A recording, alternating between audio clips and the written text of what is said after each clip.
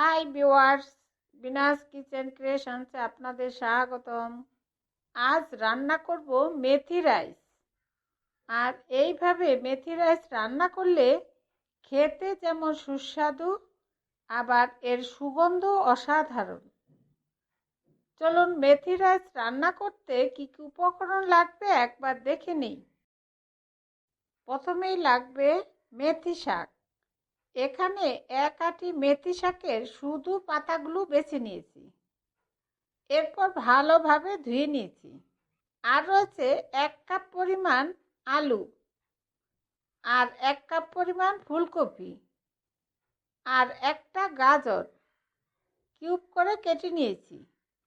আর রয়েছে আধা কাপ পরিমাণ মটরশুঁটি, আর রয়েছে একটা টমেটো ও একটা ক্যাপসিকাম, আর রয়েছে 2 কাপ পোলাও চাল।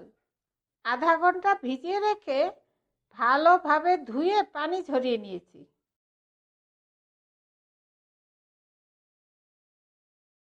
এখন মেথি শাকগুলো মেখে নিব। প্রথমেই দিব 2 টেবিল চামচ পরিমাণ বেসন,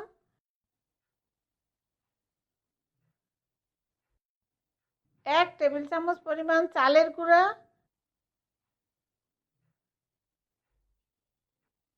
আর রয়েছে স্বাদ মতো অল্প অল্প সব মশলা: হলুদ, মরিচ, জিরা, লবণ ও চিনি।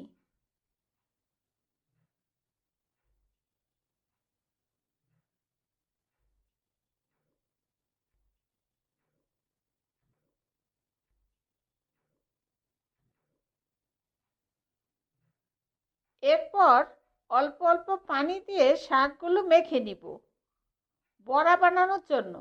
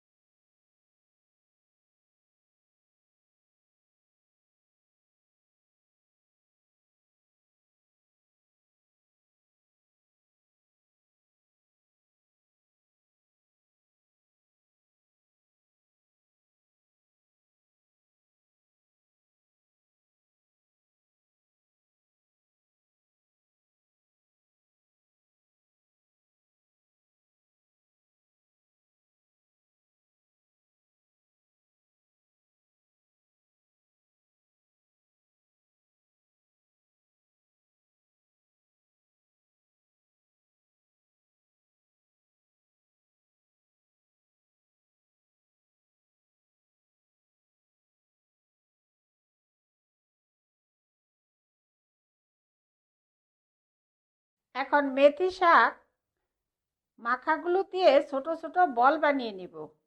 আমি আগেই অনেকগুলো বল বানিয়ে নিয়েছি। আর এইভাবে বল বানিয়ে নিলে সব বড়াগুলো একই মাপের হবে, আবার দেখতেও ভালো লাগবে। আর এইভাবেই সবগুলো বানিয়ে নিব।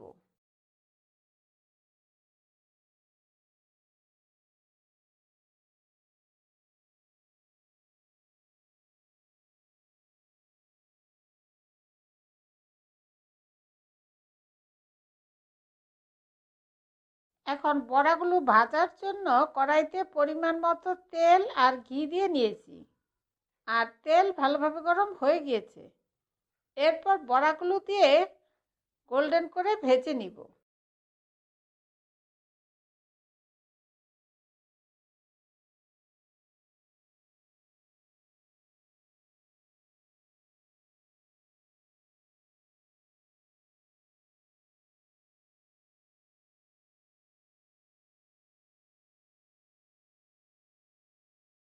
এখন দেখুন সব বড়াগুলো গোল্ডেন করে ভাজা হয়ে গিয়েছে। এরপর বড়াগুলো প্লেটে তুলে নিব।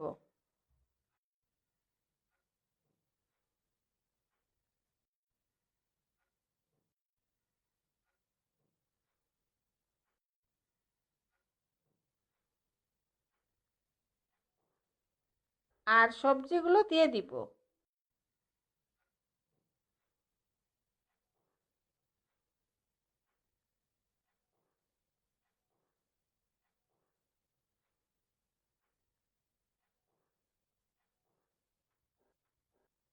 আর দিব স্বাদ মতো লবণ দিয়ে সব সবজিগুলো হালকা ভাজা হওয়া পর্যন্ত অপেক্ষা করব।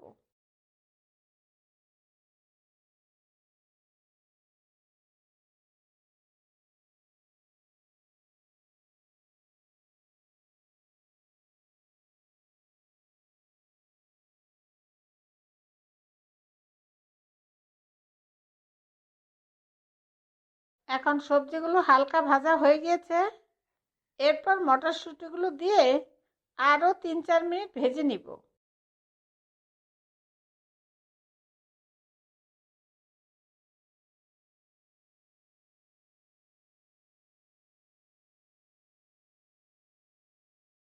এখন আরও 3-4 মিনিট অপেক্ষা করার পর এক মুঠো পরিমাণ কিশমিশ আর কাজু বাদামগুলো দিয়ে আরও 3-4 মিনিট ভেজে নিব। আর কিশমিশ আর বাদাম আপনাদের পছন্দ মতো পরিমাণ দিবেন।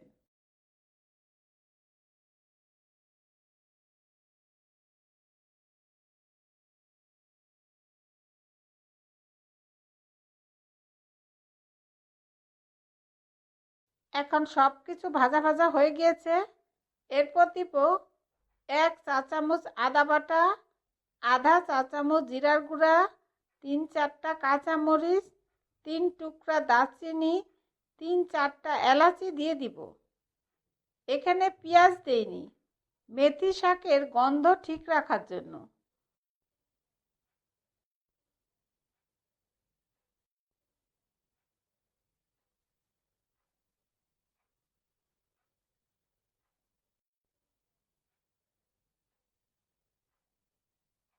এরপর পোলাও চালগুলো দিয়ে আরও 3-4 মিনিট একটু নেড়ে নিব, চালের থেকে সুগন্ধ বের হওয়া পর্যন্ত।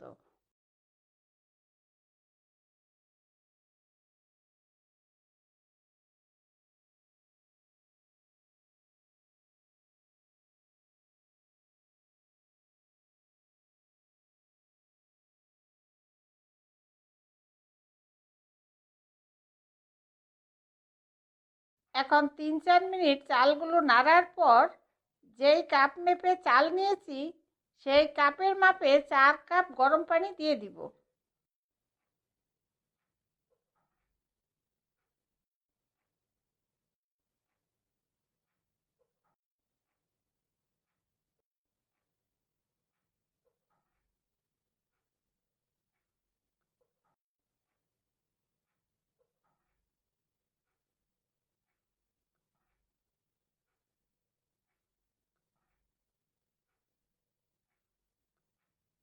আর এই সময় লবণ একটু চেক করে দেখব পোলাওর লবণ ঠিক আছে কিনা। আর এই সময় লবণ একটু বেশি থাকবে, তাহলেই পোলাও রান্না করার পর লবণ ঠিক হবে। এরপর পোলাওর পানি ফুটে ওঠা পর্যন্ত অপেক্ষা করব।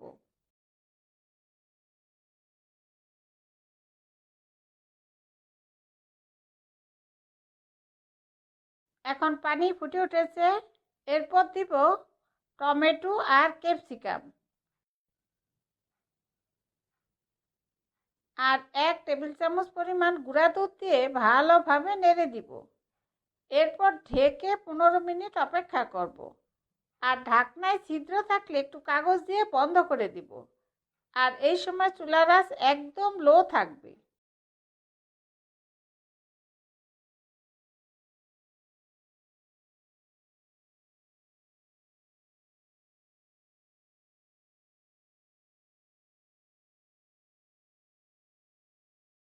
এখন 15 মিনিট অপেক্ষা করার পর পোলাওগুলো হালকা একটু নাড়াচাড়া করে সমান করে দিব। এতেই উপরের চালগুলো সুন্দরভাবে সিদ্ধ হয়ে যাবে। এরপর ভেজে রাখা মেথি শাকের বড়াগুলো দিয়ে দিব। আর এই মেথি শাকের বড়াগুলো এমনি খেতেও কিন্তু দারুণ লাগে।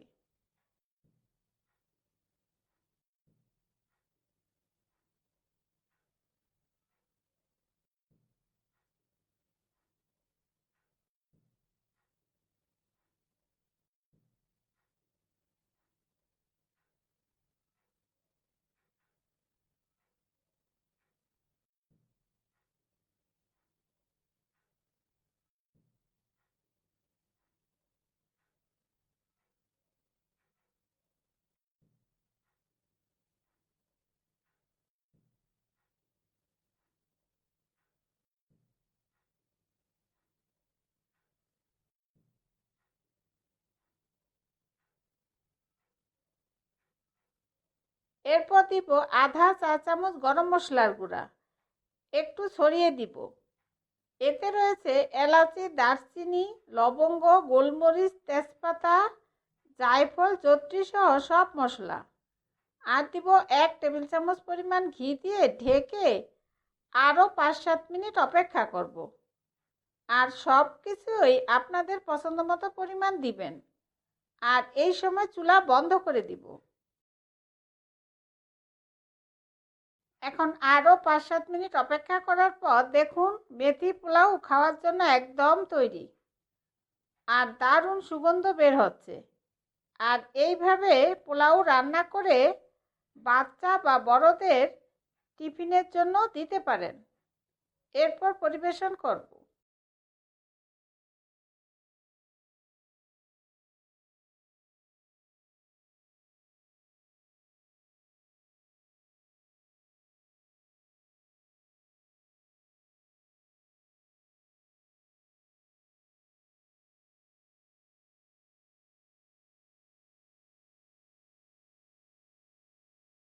তৈরি হয়ে গেল দারুণ স্বাদের মেথি রাইস।